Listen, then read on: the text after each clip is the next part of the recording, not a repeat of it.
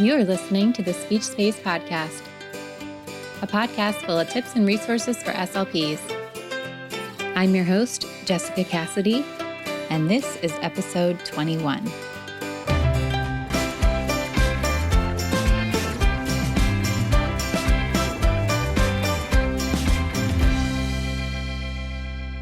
Hey everyone, Jessica here from the Speech Space, and I just want to say, I'm going to rant here for a second. I am exhausted today. I worked a full day at the hospital today, and although I am very tired, I'm actually quite thankful because for whatever reason, I get a migraine pretty much every time I work at the hospital, and I don't know why that happens, but it does. So I am lucky to be migraine free, but I am also very tired here this evening. But I am here, and I am looking forward to talking with you about echolalia. So I'm going to be summarizing some really great information from a helpful article called Examining the Echolalia Literature, Where Do Speech-Language Pathologists Stand? And that is by Lillian and Stiegler. I hope I'm not saying her name wrong. We'll go with, what do you think? Stiegler, let's go with Stiegler. Okay, so before I get started though, I'd love to know, what is your perception of echolalia? Do you see it as something functional or something that should be extinguished? You know, years ago, I had a client who was demonstrating echolalia, and her mother was really concerned about it. Now, I tried a few things to minimize the echolalia. They honestly were not very successful. But when I started looking into the literature, I actually saw that echolalia can be useful. And now when I say useful, I mean that it has a purpose. You know, what's interesting is that while a lot of the research out there, or a lot of what you see whenever you're trying to find information about echolalia, you'll see lots of articles or blog posts, videos about extinguishing echolalia. Now, but linguists have analyzed transcripts that include echolalia, and their analyses of this echolalia have revealed really important insights, patterns, and characterizations of echolalia actually show that they can be a key communicative adaptation, a cognitive tool, and also a self-regulatory tool. So it's not necessarily something that we want to be extinguishing if it's serving these functions, but you know, the issue is that we're not always knowing what these functions are. So before we go any further, I would like to formally define echolalia. Now I'm going to take these definitions right out of that article that I mentioned before. I will be linking to that article in the show notes, but I did want to give the article full credit for these definitions. So immediate echolalia, it applies to echoic utterances produced within two conversational turns of the original and resembling the original utterance segmentally and or suprasegmentally. Now, the resemblance may be rigidly exact, or it may be selectively mitigated.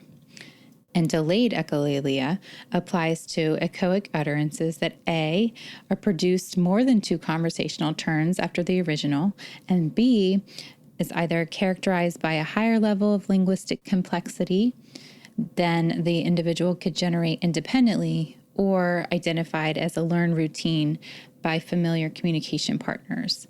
And these delayed echoes may be pure or mitigated as well. Now, let's talk a little bit about how echolalia can be helpful. Some children acquire language in a different way with more of a top-down approach, also known as a Gestalt processing style. Instead of single words, they capture longer units of language, so their units are sentence length strings marked by intonational contours. Although these units are long, only one unit of meaning is actually attached. So, for example, an utterance such as "put it on the table" might just mean table to them, or "don't touch the stove" may mean stove. When Gestalt processors express their longer units, their motor speech capabilities can't keep up, so their output can be perceived as unintelligible pre-linguistic jargon, even though that isn't actually the case. The Skirts collaborators from Present et al. In 2006 indicate that echolalia and autism spectrum disorder is actually a positive prognostic indicator. And a lovely example was cited in the article that I mentioned. Most of this information is coming from for this podcast today. And it comes from Blank. And she used the example of saying that, if a student were to say something like, and now for our feature presentation, she used that as an example of a gestalt that might be communicating eagerness or readiness for something to happen. So, this, of course, would be an example of delayed echolalia, but I think it can be such an important point because say this were to happen in a social skills group, you might be inclined to think that this student is off topic.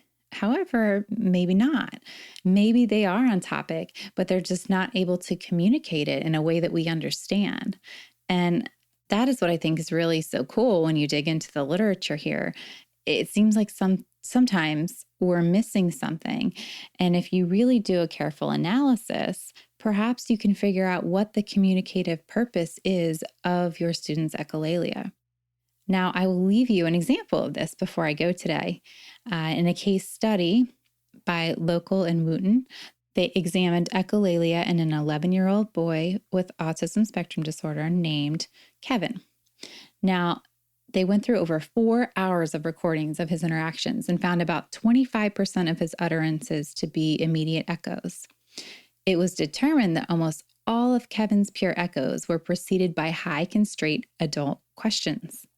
And to go a bit further, some of his echoes, which they described as unusual echoes, were determined to be a first response device that Kevin used in situations when he was not able to formulate a quick response. So the authors actually concluded here that he was acknowledging their question and marking it as significant. So I don't know about you, but I geeked out a little bit at that. It really got me to thinking about how if we look a little closer, what we might find with some of our students and clients with echolalia. And quite frankly, it made me a bit excited that perhaps I could gain a better understanding of how their echolalia might be serving a communicative purpose for them.